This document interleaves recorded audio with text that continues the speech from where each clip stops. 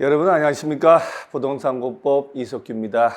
오늘은 지난 4월 8일 날 시행된 감정평가사 시험 중에 관계법규 우리 부동산 공법하고 중복되는 문제를 뽑아서 어떻게 나왔는지 출제 진행을 미리 엿보려고 해설 강의를 한번 합니다.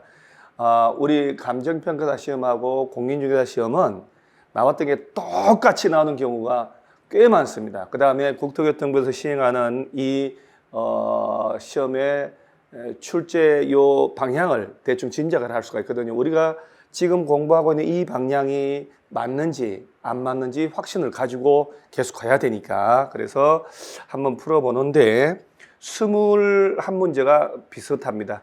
자, 예를 들어 국토법에서 나오는 문제 중에 여러분 오늘 제가 이제 하는 것 중에는 뭐 매년 나오는 것도 있지만 정말 처음 나와서 찍어야 되는 것도 있어요. 우리가 7, 8문제는 꼭 그렇게 나오니까 찍는 것도 요령껏 찍어야 돼요.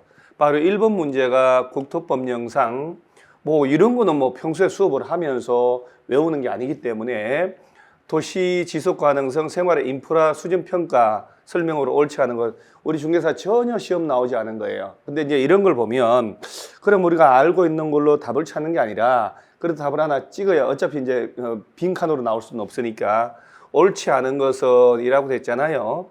자, 예를 들어서 이렇게 쭉 나오면 좋은 문장이 나오면 틀릴 수가 없어요. 법조문을 만들 때 법제처에서. 그러면 이렇게 이제 문장들이 나오는데 행정 주체가 하나 이렇게 나오면 자, 요렇게 요거는 시도지사가 나와 있고 그 다음엔 아무도 없어요.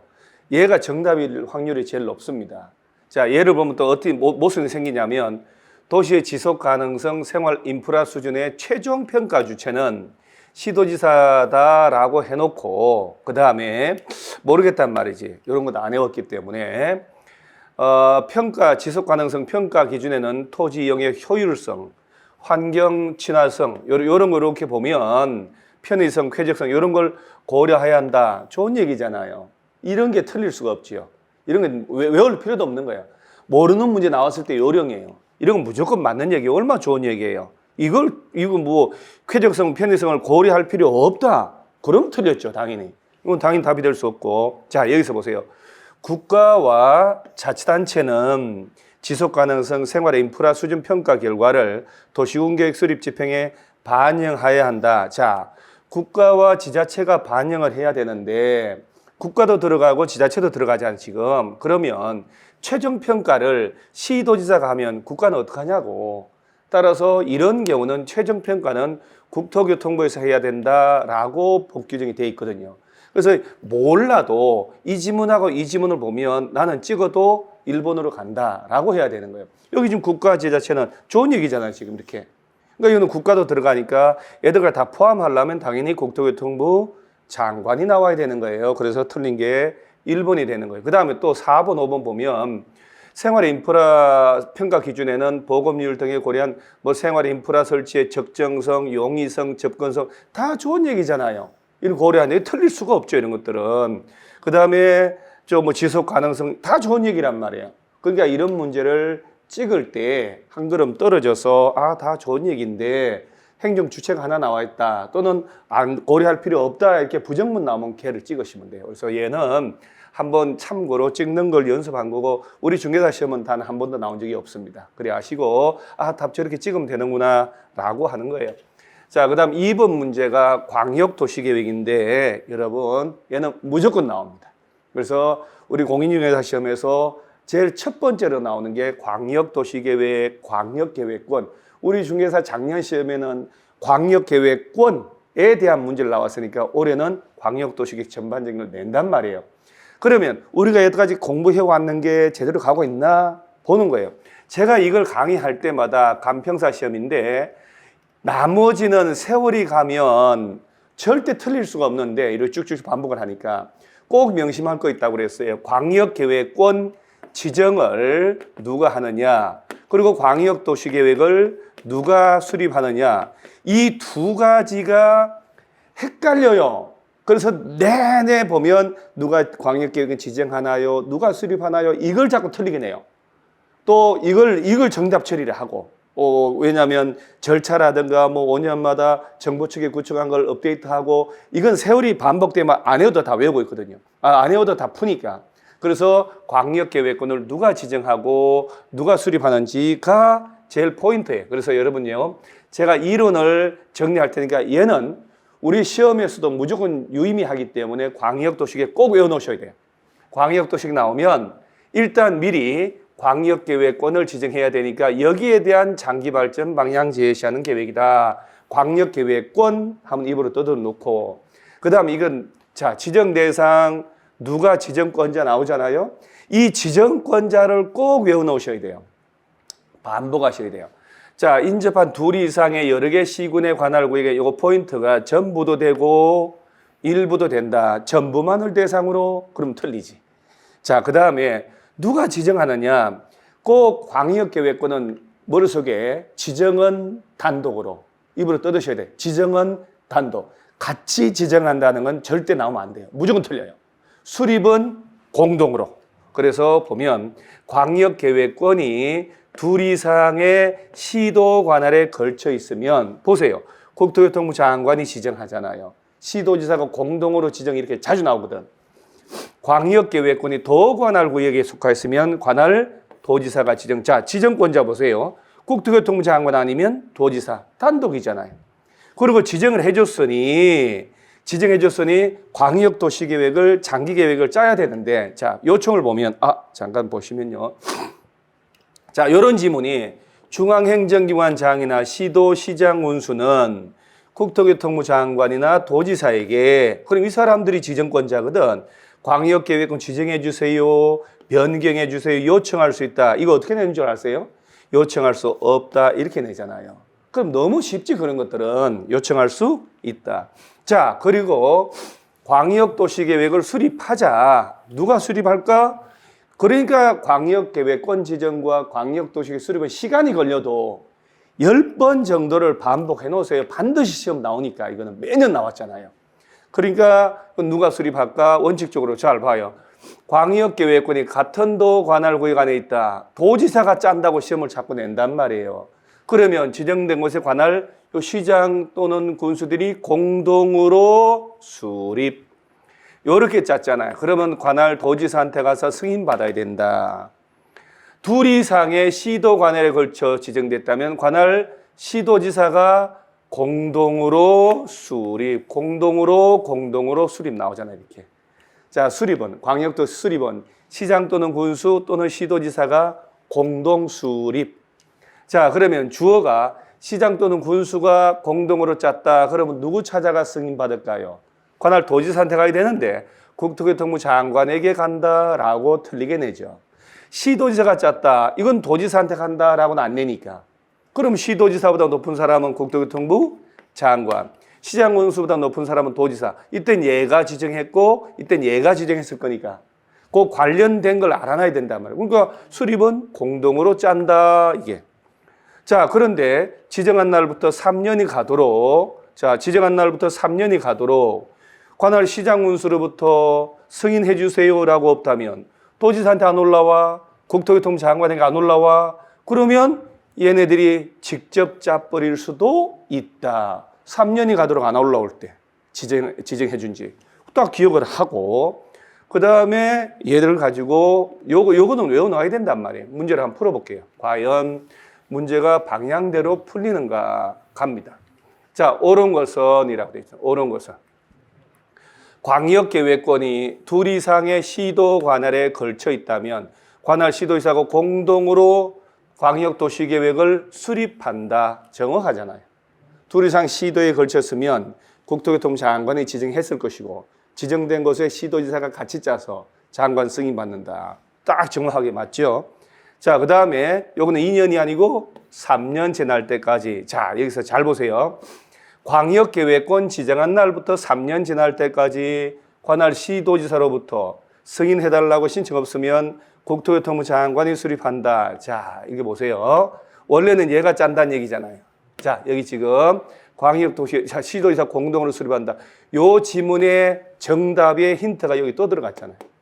자, 이걸 3년으로 바꾸면 맞는데 시도지사가 짠다는 얘기잖아요. 그리고 얘한테 승인받아야 되는데 3년이 가도 안 올라오니까 얘가 직접 딴다 그 얘기니까 1번의 답이 여기 들어가 있어요. 공법이 이렇게 어리버리하게 시험 나옵니다. 자, 중앙행정위원장 등은 광역계획권 지정해달라, 변경해달라 요청할 수 없을까요? 이거 지문도 아니죠. 이런 것들은 요청할 수 있죠. 이런 없다 이건 다 틀린 거죠. 자, 또 합니다. 얘는 계급을 한번 보자 말이에요. 토지사가 시장운수의 요청에 따라 관할 시장운수와 공동으로 광역도시계획 수립한다. 이 얘기는 도지사가 지정을 했어. 광역계획권. 근데 관할 시장운수가 역량이 안 돼. 도지사님 우리 같이 합시다. 라고 했단 말이에요. 그렇게 같이 짰을 때는 굳이 국토교통부 장관 승인받을 필요가 없는데 받으라고 되죠. 왜? 도지사가 지정한 사람인데 뭐 들라고 국토교통부 장관한테 가냐고. 그 다음에 정보체계 구축하세요. 그리고 5년마다 타당성 검토하세요라고. 자, 그러면 결론은 뭐냐면 항상 명심하셔야 돼요. 여러분들이 10달, 1년 공부를 해서 시험장 가니까 기초적인 것, 정보체계 구축 5년 이거 다 풀게 돼 있어요.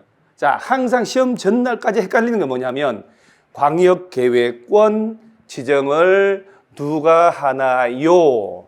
그리고 광역도시계획을 누가 짜나요? 이 두 개를 반드시 명심하셔야 돼요. 광역계획권 지정은 무조건 단독, 광역도시계획 수립은 시장운수나 시도지사가 공동으로 딱 잡아놓고 모든 문제를 풀면 다 풀려요. 그래서 요거는 다시 나오는 거니까 꼭 정리를 해 놓으시기 바랍니다. 자, 이 문제는 우리 도시군관리계획 주민 이해관계자가 입안해달라고 제안하는 것. 야, 이건 객관식에서 엄청 잘 나오죠. 여러분, 왜 공인중개사 시험에 주민들이 입안해달라고 제안하는 게 시험에 잘 나올까? 왜 잘 나올까? 광역도시계획, 도시군기본계획에서 없는 거 또는 걔네들과 다른 점을 내는 거예요. 왜? 작년 시험도 마찬가지입니다만은 시험에서 공법은 1장은 광역도시계획, 도시군기본계획, 도시군관리계획 이 세 가지 시험을 꼭 내잖아요. 그런데 광역도시계획, 도시군기본계획에서 도시군관리계획에 유사한 제도가 있다면 그거 뭐 하려고 시험을 내요? 그건 벌써 앞에서 다 다뤘는데. 따라서 도시군관리계획은 어디다 논점을 둬야 되냐면 절차고 수립권자 필요 없어요. 광역도시계획하고 도시군기본계획에 없는 걸 자꾸 물어보는 거예요. 그게 뭐냐? 제안하는 거, 입안해달라고. 그 다음에 효력 발생이잖아요. 지형도면 고시한 날부터라고. 그 다음에 절차 생략하는 거. 그 다음에 기득권 보호. 매 개들 중심으로 나오는 거예요. 그러니까 아무런 느낌도 없이 공부하는 게 아니라 생각을 하면서 공부를 하셔야 돼요. 기출문제 철저히 분석을 하면서. 따라서 도시군관리계획 입안해달라고 제안한다. 자, 제안하는 것, 뭐 이게 답이 중요한 게 아니니까. 자, 주민 이해관계자는 도시군관리계획 6가지 내용 중에 얘네들만 입안해달라고 제안을 하는 거예요. 그러니까 기지, 기반시설의 설치정비 계량, 지구단위 계획 관련된 거, 기지, 용도 지구 중에 산업유통개발진흥지구, 기지, 산업유통. 요거 4번은 안 나와요. 너무 길고 이상해서. 5번에 입지규제, 최소구역. 요거만 제안하는 거예요. 입안해달라고. 그럴 때 같이 외우는 게 기반시설의 설치, 정비, 개량해달라고 제안할 때는 토지 소유자 5분의 4 이상 동의, 기반시설은 죽다 살았다 5분의 4, 기사회생 5분의 4, 나머지 3분의 2 동의 얻는다. 그 다음에 국공유지 제외하고 그거 딱 외워놓는 거예요. 그러고 난 다음에 제안서 들어가면 45일 내에 반영할지 여부 통보하고 바빠 죽겠다 서울시에서는 30일 연장 통보하고 요렇게 제안서 내고 주민들이 집에 갔다. 이건 제 명예 못 산다니까. 왜? 입안 결정에 필요한 비용의 전부나 일부를 불러다가 네가 부담해라고 할 수 있기 때문에 내가 돈을 내야 된다니까. 제안하지 말란 얘기예요, 현실적으로는. 따라서 이걸 시험을 물어보는 건데 자, 입안의 제안은 왜 자주 내냐고. 광역이나 도시군 기본계획은 없기 때문에. 자, 그러면 제안할 수 있는 사항을 고르세요. 없는 게 아니고. 자, 기지, 기반인 시설의 설치 정비 개량, 지구 단위 계획 구역 지정하거나 지구 단위 계획 수립 변경, 입지 규제. 그렇죠. 요 세 놈이죠. 용도 용도 지역, 용도 지구, 용도 구역 관련된 거는 제안 못 한다는 거 꼭 명심하셔야 돼요. 용도 지구 중에는 유일하게 산업유통개발진흥지구, 산업유통, 요 놈만 제한 들어가요. 그래서 제한 들어갈 때 정답 3번인데, 자, 도시군관리계획 중에 전부 다 제한하는 게 아니고 요것만, 그 다음 제한서 들어갈 때 동의받는 거 외워놓고, 그 다음에 45일 플러스 30을 외워놓으면 요거 엄청 자주 나오잖아요. 그래서 뭐 하나 주워 먹는다는 거. 우리 중개사 시험이나 진배 없어요. 똑같아요. 감정평가사 하더라도 뭐 수준이 높다라고 하는데 높기는 뭐 아무것도 높지 않다니까. 이런 용적률 이런 것들은 완전 준원 문제죠. 우리가 기본적으로 법령상 용적률 최대 한도다. 전용 일반 준공업 300, 350, 400%. 이 상업지역은 우리가 꼭 외울 때 중학교 1학년 6원이라고 꼭 외우셔야 돼요. 중1 6원, 중심 상업지역, 일반 상업지역, 유통상업, 근린상업. 자, 그래서 중심 상업 1,500인데 200씩 까요.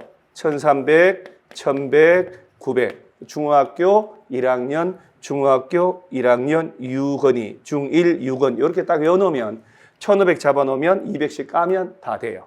그래서 근린상업 900인데 자, 도시지역 외 지역은 전부 80, 계획관리지역만 100%까지 허용한다 해서 딱 답이 나오죠. 도시 외 지역이니까 80. 자, 일반 주거, 전용 주거 지역. 자, 주거 지역 5개 외울 때 전용이 2개, 일반이 자, 전용이 2개, 일반. 자, 제 1종, 2종.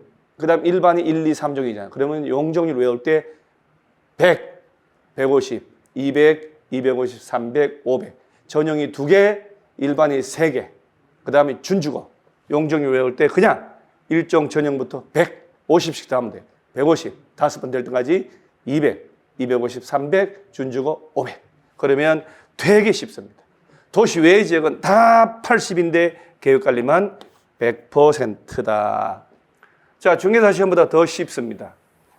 자, 이렇게 용도 지역별로 21개 용도 지역별로 건폐율과 용적률이 규정되어 있잖아요. 그러니까 이것들은 그냥 연습을 하는데 부담을 가지면 안 돼요. 이게 건폐율 같은 거야 전형이 있죠. 567, 567 전화번호 외우듯이.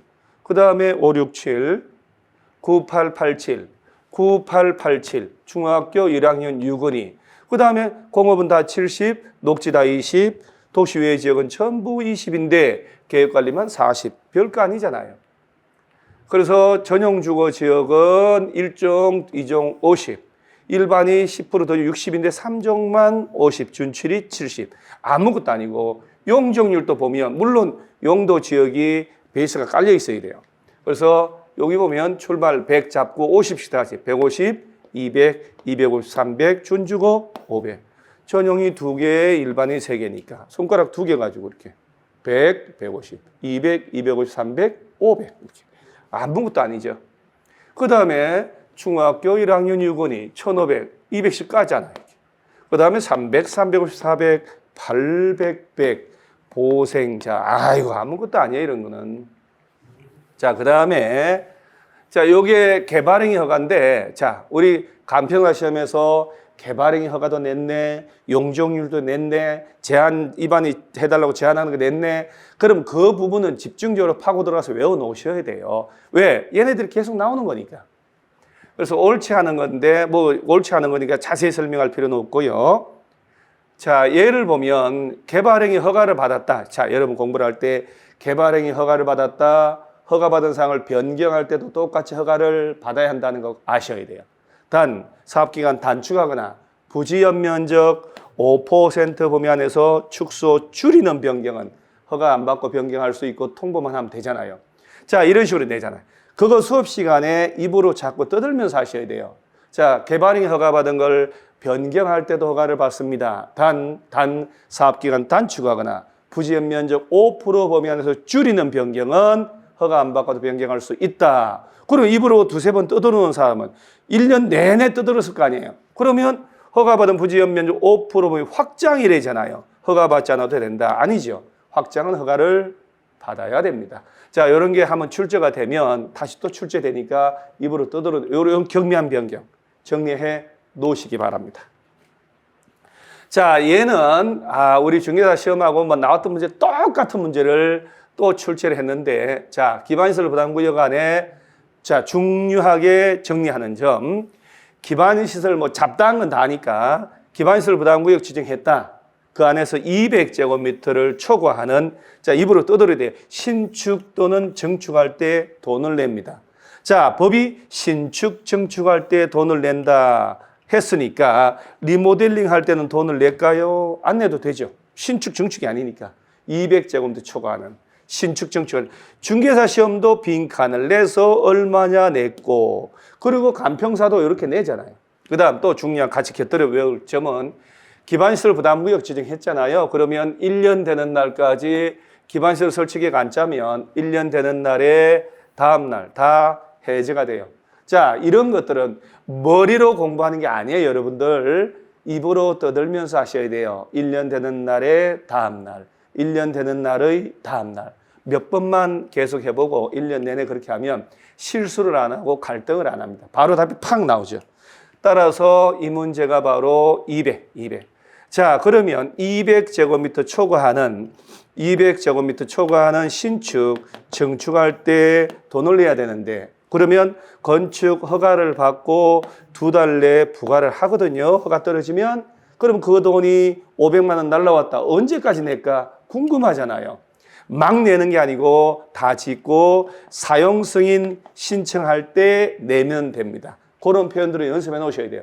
건축허가 받고 2개월 내에 부과를 할 거다, 서울시에서. 그러면 그 부과된 돈은 언제까지 내냐고 라고 하면, 자, 여러분들요, 지금 여러분 이걸 보고 계신 여러분조차도 기반시설 부담구역 안에 돈을 부과했을 때 언제까지 내냐 말 못합니다. 지금 절대. 안 그렇게 공부를 안 했으니까, 줄만 쳤으니까, 눈으로 공부했으니까 절대 객관식 안 풀리고 머릿속에 안 돌아가요. 입으로 떠들어야 돼요. 사용 건축물 다 짓고 사용 승인 신청 시까지. 자, 그럼 그 돈 내고 와. 사용 승인서 교부해 줄게. 그 얘기거든요. 자, 사용 승인 신청, 사용 검사, 준공인가 이런 단어들을 대충 하시는 분이 얼마 많은지 모릅니다. 그게 대충 할 게 아니고 입에 붙어 있어야 돼요. 제가 하라는 대로 한번 해보셔요. 그래서 다 짓고 사용 승인 신청할 때 내고 와라. 사용 승인 신청 시까지. 얘가 중요한 게 아니고 얘는 곁다리지요. 곁다리. 얘네들 중요하단 말이에요. 좀 전에 제가 설명한 것들. 자, 그 다음에 자, 봐요. 건축허가 받은 날부터 2개월 내에 비용을 부과를 할 것이고 얘네들이 사용 승인 신청 시까지 납부한다. 이 문장을 입으로 떠들어야 돼요. 입으로. 그렇지 않으면 머리로 금방 잊어먹습니다. 자, 시설부재 매수 청구. 이건 뭐 나온다 안 나온다 하고 멘트를 하는 게 모욕이고 명예훼손이에요.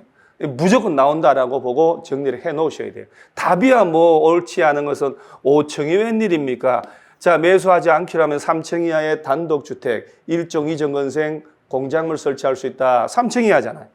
1종 건생. 답은 되게 쉽지만 우리 중개사 시험에서 예를 낸다 하면 똑같은 게 답 처리될까요? 아니란 얘기예요. 따라서 매수 청구 예는 시험에서 꼭 나온다라고 생각을 하고 보셔야 되는데, 자, 그러면 여러분 제가 돌발로 한번 물어볼게요. 시설 부지로 묶였다. 시설 부지로 묶이고 10년 넘도록 사업 시행 안 하고 지목이 대인 토지 소유자가 매수를 청구할 수 있어요 라고 했단 말이에요. 자, 여기서 제가 볼게요. 자, 과연 제가 공개적으로 자 질문 던집니다. 누구 찾아가서 매수 청구하나요? 라고 했을 때 100명 중에 과연 누가 투두둑 나올까? 답이 안 나오지. 뭐라고 답 나올까? 시행자요, 사업 시행자 이렇게 얘기를 해요. 그러니까 케이스 문제가 안 풀리는 거야. 그러니까 누구 찾아갈까? 원칙적으로 누구 찾아가냐? 이걸 알아야 된단 말이에요. 그러니까 당연히 자, 요거 설명하고 넘어갈 테니까 특별시장, 광역시장, 특별자치시, 특별자치도 시장 군수에게 가야 된단 말이에요. 시행자가 아니지. 예외적으로 사업 시행자가 정해졌거나 설치할 의무자가 따로 있으면 그자한테 가지만 원칙은 여기 간다. 얘를 모르니까 어떤 문제가 안 풀리냐. A 광역시 B 구에 있는 땅인데 라고 할 때 누구 찾아가냐. 건축법은 구청장한테 허가를 받아야 되지만 얘는 딱 봐도 광역시장. A 광역시장 찾아가서 땅 사세요 해야 된단 말이에요. 얘를 외우지를 않아. 얘를 인식을 안 해. 그냥 건성건성으로 공부한단 말이에요. 그래서 누구 찾아가서 매수 청구하나요라고 제가 수업을 할 때도 물어보면 망설이다가 시행자요 뭐 이렇게 얘기를 한단 말이에요. 아니요, 그렇게 하면 안 돼요. 특별시, 광역시 등 6개 얘들이 나와야 돼. 따라서 케이스 문제 풀려야 된단 말이에요. A광역시 B군데 사업 시행자가 LH다라고 조건을 주면 그때는 얘한테 찾아가야 되거든. 그러니까 답이 문제가 아니라 자 보면 자 볼게요. 시설 설치한다고 결정하고 자 요거 꼭 체크하셔야 돼요. 10년 내에 사업 시행하지 않는다. 10년이 가도록 사업 시행 안 한다 말의 의미는 실시계획 인가나 그 상당한 절차가 진행되지도 않아야 돼. 실시계획 인가 절차가 진행됐으면 매칭을 못합니다. 그 다음에 그 토지 중에 지목이자 대인 토지인데 당연히 건축을 못함으로써 규제받는 사람을 구제하려고 둔 제도니까 지목이 농지다, 잡종지다, 임야다 이 사람들은 그렇게 인정할 필요가 없다는 얘기예요. 대인 토지 소유자, 물 그 위에 건축물이 있다, 정차물이 있다 당연히 포함돼야죠. 철거하고 도로 만들어야 되니까. 자 그러면서 누구 찾아가냐? 매수 업무자 요거 6개. 자 가장 머릿속에 딱 생각하고 해야 돼요.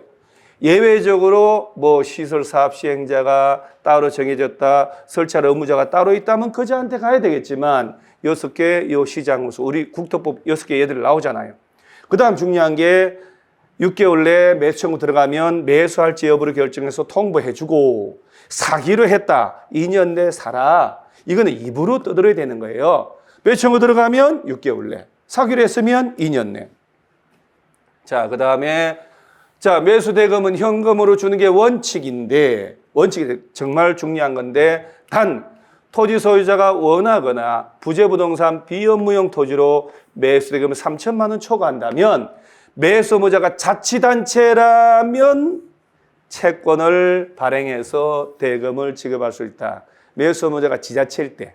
그러면 아까 A광역시 B군데 사업시행자가 LH다라고 했을 때 얘는 채권을 발행해서 땅을 살 수 있을까요? 안 된다는 얘기지. 지자체가 아닌 걸 꼭 명심하셔야 돼요. 그래서 지방자치단체가 발행하는 채권을 지방채다라고 하고 국가가 발행하는 채권을 국채다라고 하는 거예요. 따라서 국채 발행은 국채법이 있고 지방채 발행은 절차가 지방재정법이 정해져 있다는 얘기예요.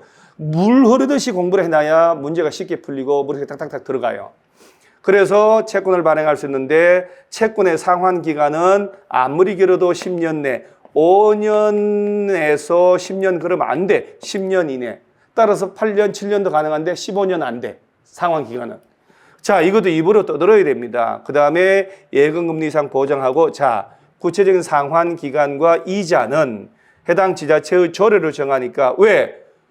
자, 이자율 같은 것들은 금융기관마다 지방마다 다 다를 수 있잖아요. 그런데 이걸 법령으로 정하면 전국 똑같아지니까 말이 안 되지. 그래서 지자체 조례로 알아서 하도록 규정하고 있고 채권의 발행 절차는 국채가 아니고 지방채를 발행하는 거기 때문에 지방재정법에 따라서 발행을 하고 그 다음에 자 매수 가격을 결정하거나 또 매수 절차, 적법 절차 등에 대해서는 이 법에 정한 바가 없을 때 공취법. 자, 여러분 그러면 수험생이라면 언제 공취법 적용하는지, 언제 지방재정법 적용하는지, 언제 시군별 조례 적용하는지를 반드시 구분해야죠. 그럼 이거 어영부영 할 게 아니잖아요.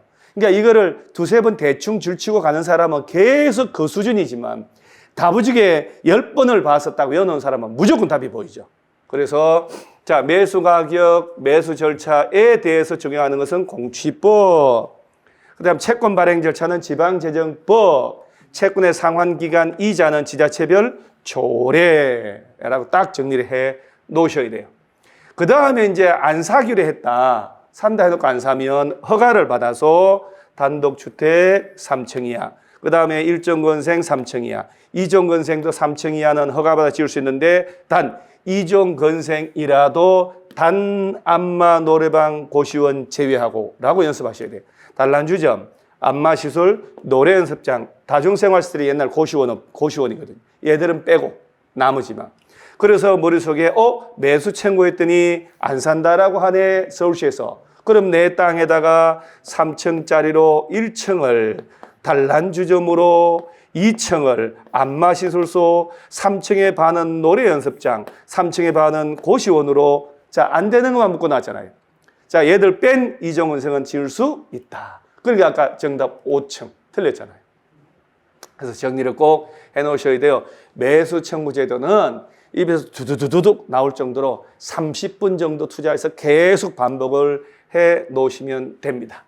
자, 지구단위 계획 옳지 않은 것은 자, 요것도 여러분도요. 이거 만약에 이 상태로 시험장 갔으면 여러분 다 틀려요. 자, 얘가 이제 2번이 잘못됐는데 뭐냐면 자, 지구단위 계획구역 지정했지. 그 안에서 건축물 건축하거나 용도 변경 공작물 설치할 때 지구단위 계획에 맞게 하라. 그러니까 지구단위 계획에 따른 규제를 받아요. 단 공사용 가설 건축물은 제외하고 이거 작년에 나온 거죠. 그러면서 잘 보세요. 실효가 있는데 보통의 실효 제도를 외울 때 지구단위 계획 구역을 지정을 하고 몇 년 내 지구단위 계획을 짜냐. 안 짜면 다음날 실효된다. 자, 요거 지구단위 계획 구역이 실효되는 것만 두룩두룩 외우는 거예요, 우리는. 그래서 지구단위 계획 구역 지정했다. 3년 내 지구단위 계획이라는 걸 안 짜면 3년 된 날 다음 날에 지구단위 계획 구역은 없어져 버려요. 얘가 3년이거든. 그런데 자, 지구단위 계획 구역 지정하고 지구단위 계획까지 짰다고. 그리고 그때부터 5년 되는 날까지 얘는 5년 나온단 말이에요. 봐봐요. 이때 이 지문 나오려면 반드시 주민이 입안을 해달라고 제안하는 것에 한정한다. 그러니까 주민이 입안해달라고 제안했다라고 깔고 나와야 5년이 나오는 거예요. 그러면 지구단위 계획에 관한 도시군관리계 결정고시라는 얘기는 지구단위 계획 구역 지정했고 3년 내 지구단위 계획까지 짰다는 얘기예요. 그리고 5년 내, 자, 그로부터 5년 내, 자, 이 법이나 다른 법에 따라 허가, 인가, 승인 등을 받아 사업이나 공사에 착수 안 하면 그 5년 되는 날에 다음 날 지구단위 계획 결정은 효력을 잃는다. 그러니까 요건 어떤 의미냐면 지구단위 계획 구역을 지정했고 거기에 적용할 요 행위자는 요걸로 하니까 지구단위 계획을 짜야 되는데 3년 내 안 짜면 얘가 없어진다. 얘가 날아가는 거예요. 근데 구역 지정하고 지구단위 계획까지 짰네? 주민들이 제안했을 때 이렇게 그러면 몇 년 되는 날까지 사업 시행 안 하면 그 해당 사업을 착수 안 하면 요 지구단위 계획 요걸 다시 짜란 얘기예요. 요건 5년이지. 자, 그럼 정리할게요. 지구단위 계획 구역 지정하고 3년 될 때까지 지구단위 계획을 안 짜면 3년 되는 날에 다음 날 지구단위 계획구역 날라가. 자, 3년 내 지구단위 계획 짰어. 자, 그리고 이거 짜달라고 주민들이 제안했다면 그로부터 5년 된 날까지 목적 사업 안 하면, 착수 안 하면 지구단위 계획 자체가 없어지는 거예요. 지구단위 계획을 다시 짜야 돼. 그래서 지구단위 계획 구역 지정하고 지구단위 계획 안 짰네. 그러면 3년이고 지구단위 계획까지 짰는데 목적 사업 착수를 안 한단 말이지. 그럼 5년. 요건 반드시 정리를 해 놓으셔야 실수 안 합니다. 보통은 요것만 달달달 외우고 가거든요. 요것만. 그리고 시험도 그렇게 나왔고, 시험도 이렇게 나왔고. 그래서 요걸 꼭 정리를 한번 해 놓으셔야 돼요.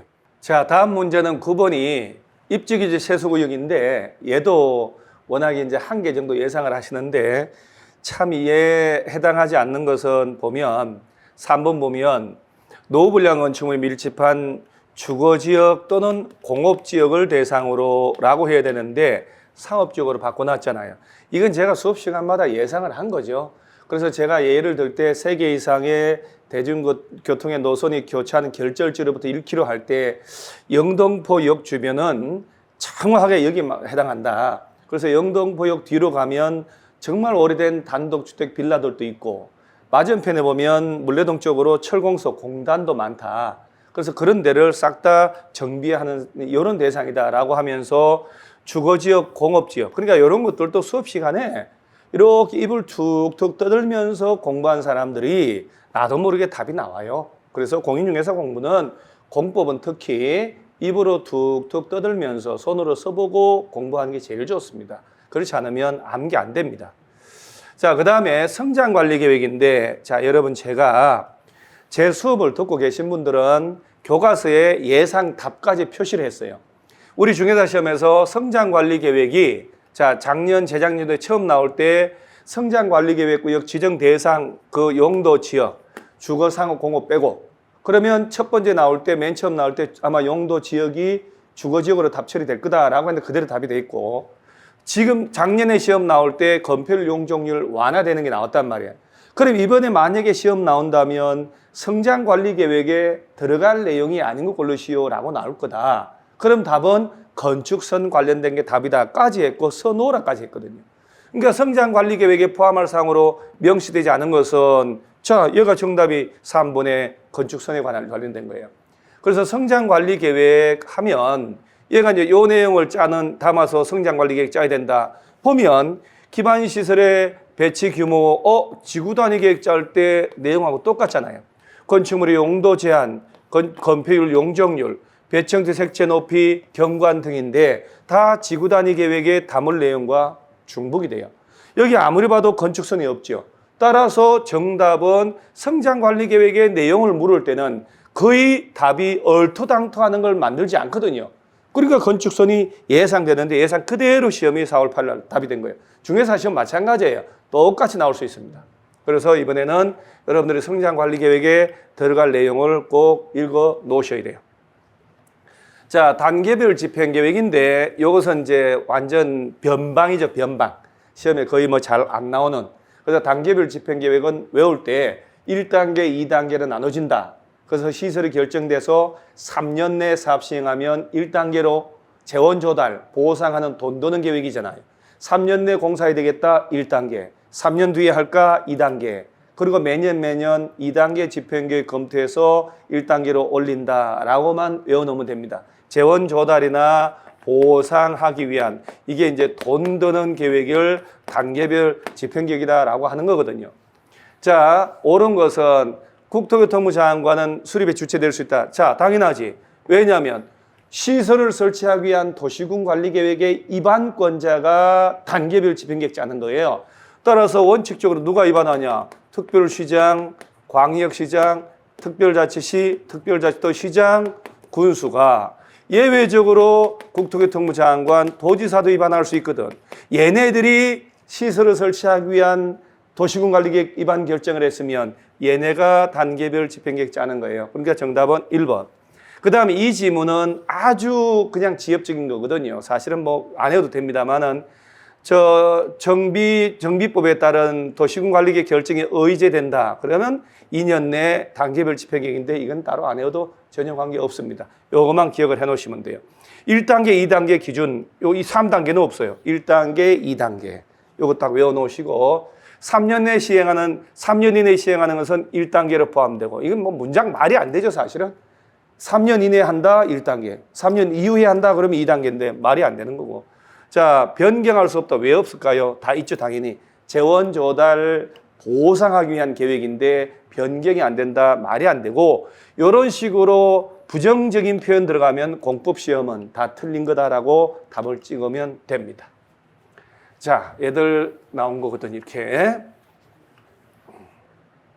그래서 1단계, 2단계, 몇 년 기준? 3년 딱 외우시면 됩니다.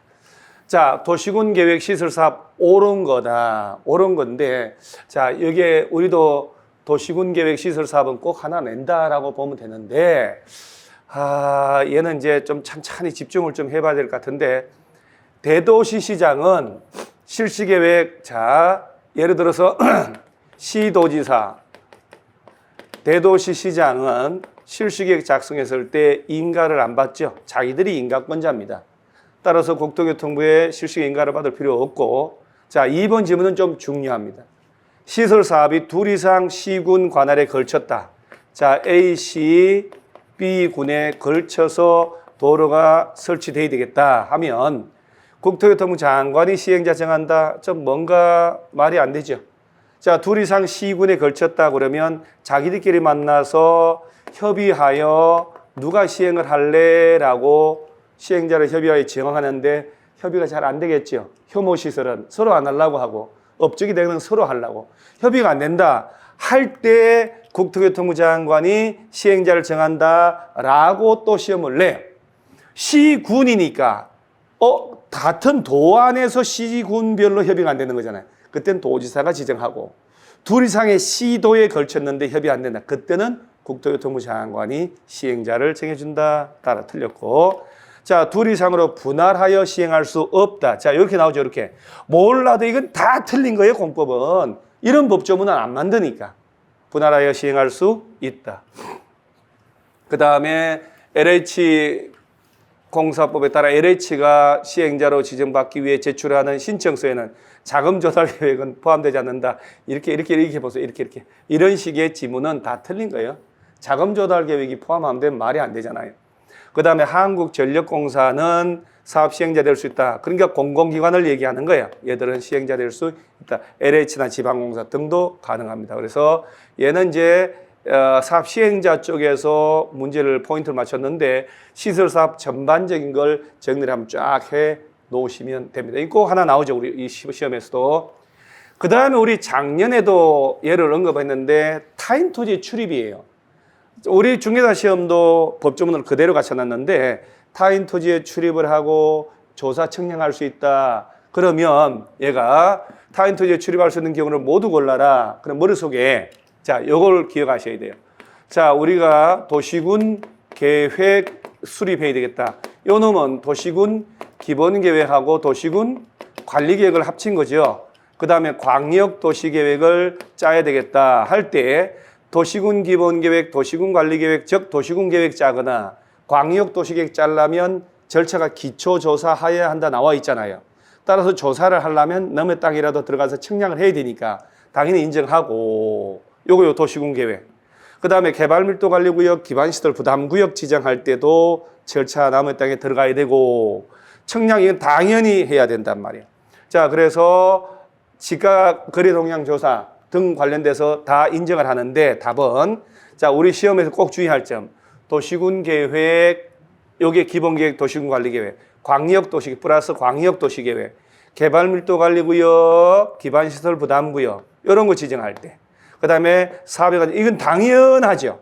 이건 안 해도 되지만 특히 도시군계획, 광역도시계획, 개발밀도관리구역, 기반시설 부담구역 요거 지정하고 수립하려면 타인 토지 들어갈 수 있다라고 하는 거 기억을 좀 정리를 해 놓으셔야 돼요. 자, 이건 이제 건축법인데 우리가 이행강제금은 우리 중개사 시험은 요새 잘 안 나와요. 그래서 여러분 막판에 9, 10월 달에 한 두어 번 정리해 놓으면 되는데 뭐 어려운 것도 아니고 저 이행강제금 건축법은 1년에 2회 이내에서 한 번 내지 두 번까지 부과를 한다는 거 꼭 알아놓고 자, 허가권자는 시정명령을 받은 자가 그 이행을 하면 당연히 새로운 부과는 중지하고 기왕에 부과한 것은 끝까지 징수하는 것은 건축법을 비롯한 아마 중개사법 토지거래 허가 관련된 거 어떤 이행강제금도 농지법도 이건 똑같아요. 맞는 말이고 자, 1년에 3회가 아니고 2회 이건 꼭 외워놓으셔야 돼요. 건축법상 이행강제금은 1년에 2회 이내 한 번 내지 두 번. 그 다음에 통일인이 건축법에 따른 명령을 최근 2년 내 2회 자 계속 반복해서 위반하면 부과될 금액의 100분의 100% 범위에서 가중한다. 100% 더 예를 들어서 200만 원을 400만 원 부과하겠다. 150%가 아니고 100% 가중을 합니다. 따라서 정답은 옳은 것은 까딱하다가는 틀린 거 찾아서 답 찾을 수도 있다는 거. 문제 잘 보셔야 돼요.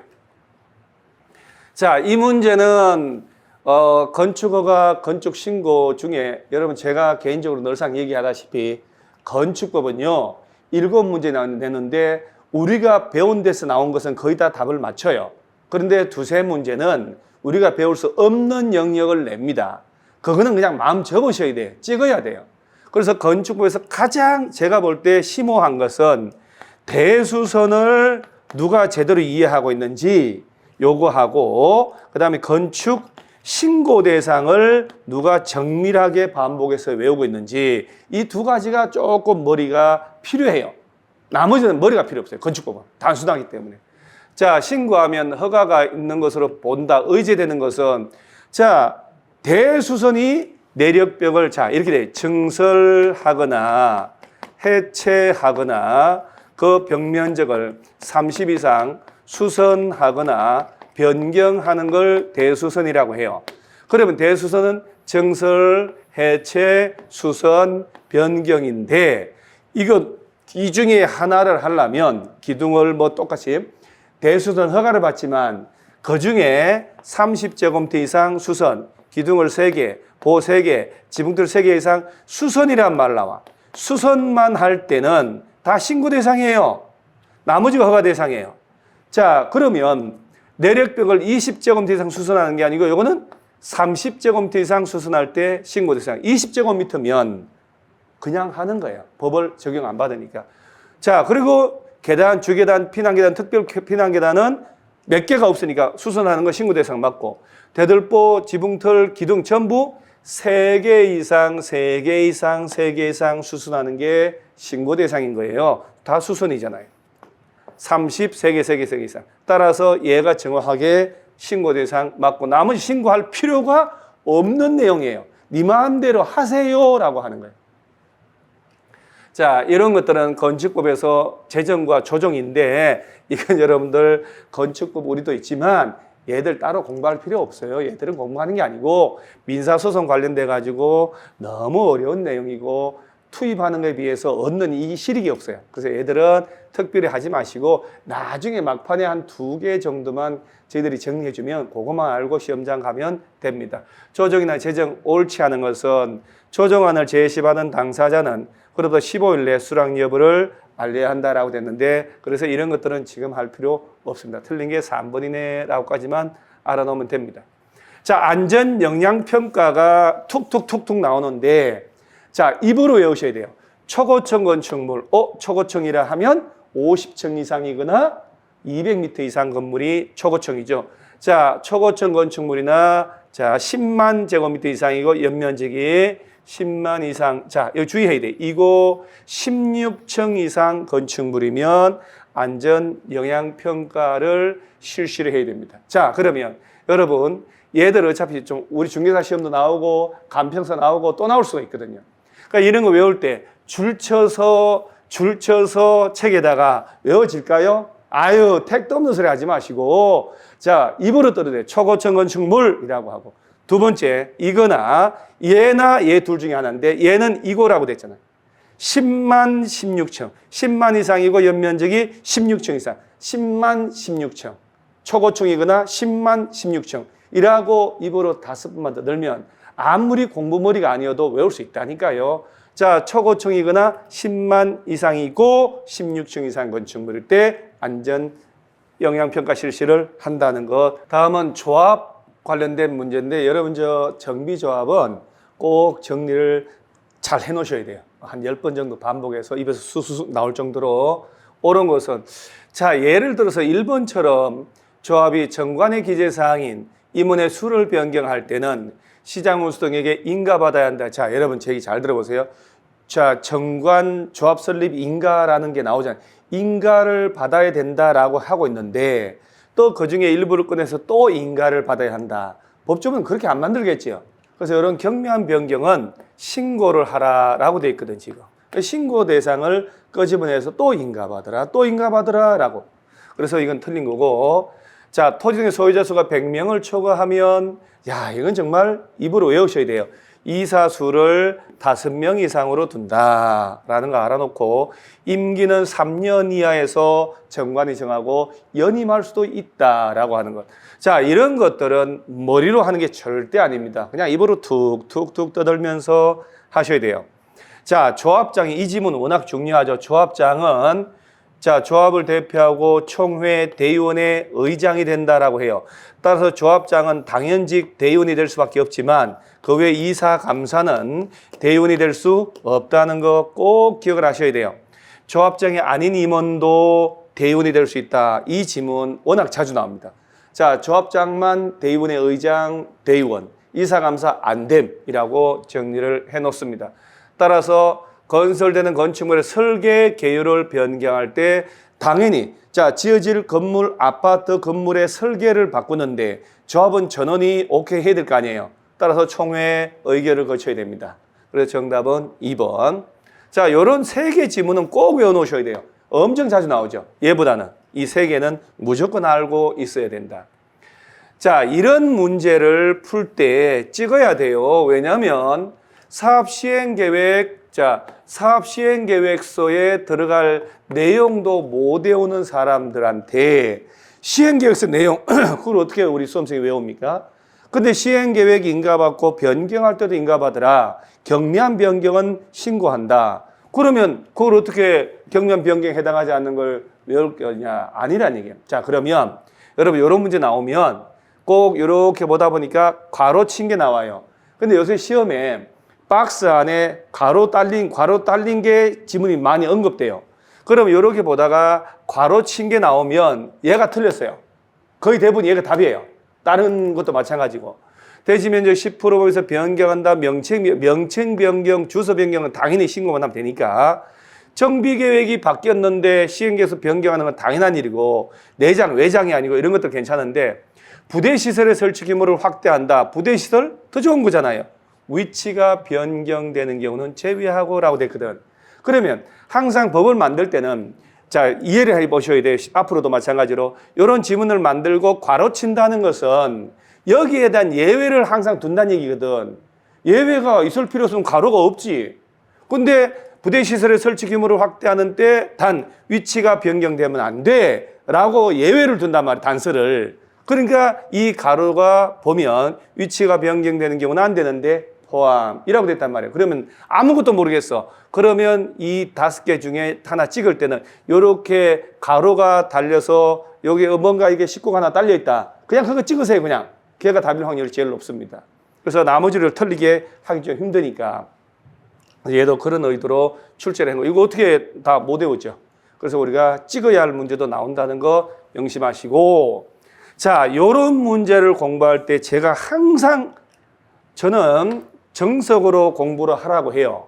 자, 사업 시행자가 사업 시행 계획 만들어서 시장 군수 등에게 제출하여 시장 군수 등에게 사업 시행 계획 인가받고, 자, 사업 시행 인가받는 걸 변경, 중지, 폐지할 때도, 자, 변경 동그라미, 중지 동그라미, 폐지 동그라미 할 때도 또한 같다라고. 그러면 그 문장을 가지고 사업 시행자 주어 체크하고 얘가 뭘 만들어 목적을 체크하고 누구 찾아가냐? 시장 군수, 국토교통부로 바꿔버리니까 사업 시행 계획 인가 받으세요. 자, 늘상 문장 중심으로 공부하라고 한 거예요, 저는. 그리고 입으로 떠들으시라. 그리고 자연스럽게 사업 시행 계획 인가 받고 다 끝났다. 시장 군수 등이 아닌 시행자는 시장 군수 등에게 준공 인가 받고, 자, 그걸 몇 번만 입으로 한 사람은 당연히 문제가 투두둑 풀리죠. 예상하지 않은 스타일의 문제거든요. 따라서 중개사도 마찬가지예요. 자, 사업 시행 시장 군수 등이, 자, 보세요. 시장 군수 등이 아닌 사업 시행자가 시행 계획서 만들었다. 그러면 시장 군수 등에게 제출하고 사업 시행 계획 인가를 받아야 하고, 자, 시장 군수 등이 아닌 시행자가 공사 완료되면 시장 군수 등의 준공 인가받고, 자, 그런데 도시개발법 준공검사라고 한단 말이에요. 얘는 준공인가, 준공인가. 그러니까 이런 것들은 특별히 외워서 푸는 게 아니라 익숙하게 몸에 체득을 해 놓으셔야 돼요. 사업시행계획 인가, 준공인가. 따라서 이런 걸 가르쳐 놓고 채워라 라고 한단 말이에요. 그러니까 이런 것들은 평상시에 한 실력으로 풀지 딱 예측하고 절대로 못하는 부분이란 얘기예요. 따라서 문제를 풀어보니까 찍어야 될 문제도 나오고 더 이런 거예요. 비용 부담 이런 것들도 못해. 그러니까 이런 것들을 답을 찾을 때는 읽으면서 아, 표현이 이상하네 라는 걸 찍을 수밖에 없는 거예요. 찍는 문제를 7-8개 주니까. 그러면 비용 부담 옳지 않은 건데, 자, 봐보세요. 5번에 다른 건 다 이상하지 않은데 시장 운수 등은 시장 운수 등이 아닌 사업 시행자가 시행하는 정비사업의 정비계획에 따라 설치되는 임시 거주시설에 대해서는 그 건설 비용의 전부를 부담해야 한다. 약 먹었습니까? 자, 시장 운수 등이 아닌 시행자, 조합이 시행하는데 임시 수용 거주시설에 대한 비용의 전부를 얘들이 부담하여야 한다. 말이 안 되잖아요. 그래서 법원 국가나 지자체는 자, 이런 설치에 필요한 비용의 보조나 융자를 하거나 융자를 알선할 수 있다라고 됐지 말이 안 되잖아요. 그냥 하나 찍어야 돼. 이게 틀렸죠.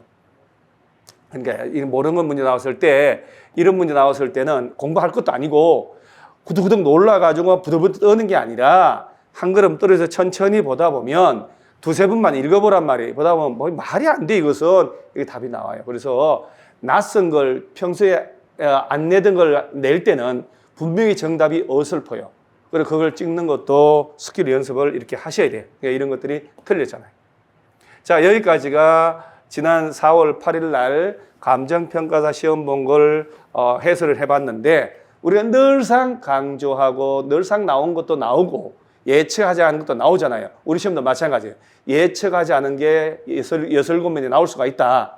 그리고 서술식으로 문장이 나온다, 시험에. 거기에 맞춰서 가는 길 그대로 가면 우리는 합격할 수 있으니까 공부는 집중력, 자신감이에요. 여러분들 항상 스스로가 합격한다고 믿으시고 스스로를 자기 신뢰를 하셔야 돼요. 그럼 반드시 합격할 수 있습니다. 자, 그러면 감평사 나온 걸 보니까 우리도 풀 수 있다는 자신감 들죠? 그대로 가면 합격할 수 있습니다. 자, 수고하셨습니다.